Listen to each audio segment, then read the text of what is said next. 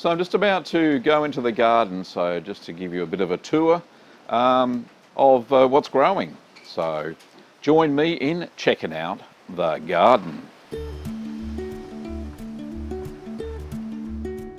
So let's have a look around. So the trees that you can see in the background are all citrus trees.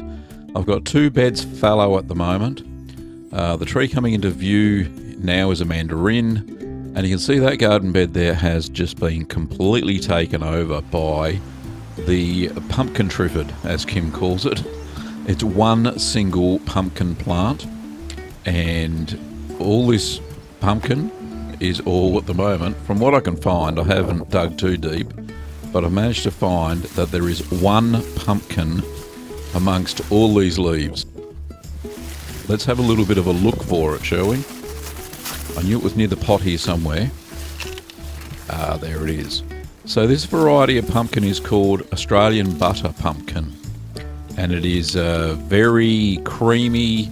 It's delicious. They store well, and they grow quite large. So usually they're about 5 kilos or 5 kilograms per pumpkin. So that's the lemon tree just there.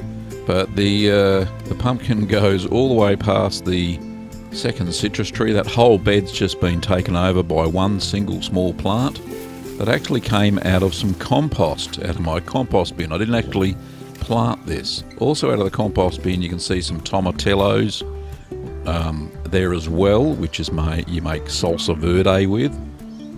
So yeah, it's a massive plant. So when you plant pumpkins, make sure that you've got adequate space. Now I'm just giving a bit of scale, so you can see it starts on the left there, and it put out runners, so it's taken over the whole bed, and then it's gone through the back of the tomato patch, which is kind of now dead, gone past the last citrus tree, and now into our rose garden. So it's taken over everything. It's absolutely incredible. So that's our standard rose bush, which is about 20 years old, and the 2 doggies. There's young Holly. She's one of my official cheese taste testers. And somewhere in the background is Mr. Ted. There he is. He's our West Highland Terrier we got from the pound. So some of the other trees we've got here, there's a unique one which is a finger lime, which is a native citrus to Australia, and that's a red finger lime. And they're only small, they're only about 3 years old. And you can see this one's bearing fruit. So the limes, you open them up and they've got these little pods of citrusy burst flavour. Now some of the herbs that we got growing in the garden, besides parsley that's just about everywhere, we've got in front there, that's a mosquito bush, can't eat that.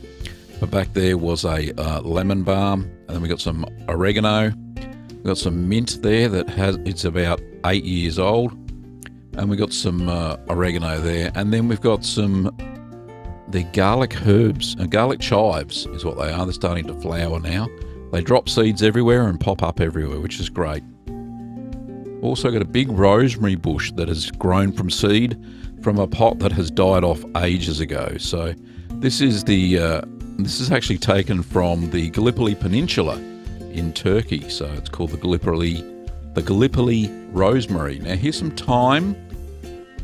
It's just a standard thyme bush, and I planted 2, and then got a cutting off of that one and made this one here. So we've got sufficient thyme for our food. And we've also got some sage for lovely sage stuffing. And there's a pot behind there with garlic chives again. Also got a bay tree in this garden. It has lovely big leaves. And wonderful for Italian dishes or anything that needs bay leaves. So this is the remnants of our tomato patch. It's all but dead. A lot of the tomatoes now, because of the heat, have got orange. That's blossom rot, it's called, that brown patch at the bottom. And some of the tomatoes have also, because it's been over 40 degrees on a few days here, if you don't cover your tomatoes up, they get sunburnt. Something shocking. Got some lovely little yellow pear tomatoes there. They are absolutely sweet and delicious. So that was the garden tour.